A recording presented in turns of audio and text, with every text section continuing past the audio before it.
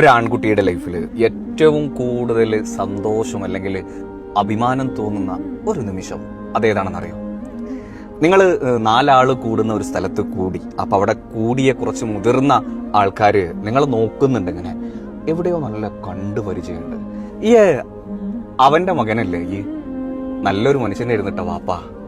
അൽഹംദുലില്ലാ, ഒരു മോനെ സംബന്ധിച്ചിടത്തോളം ജീവിച്ചിരിക്കുന്ന കാലഘട്ടത്തിൽ കിട്ടാവുന്നതിൽ ഏറ്റവും വലിയ ബഹുമതിയാണത്. ഈ അവന്റെ മോനല്ലേ, ആ മുഖച്ചായ അതുപോലെ പറയുന്നുണ്ട് കേട്ടാ, നല്ലൊരു മനുഷ്യനായിരുന്നു വാപ്പ.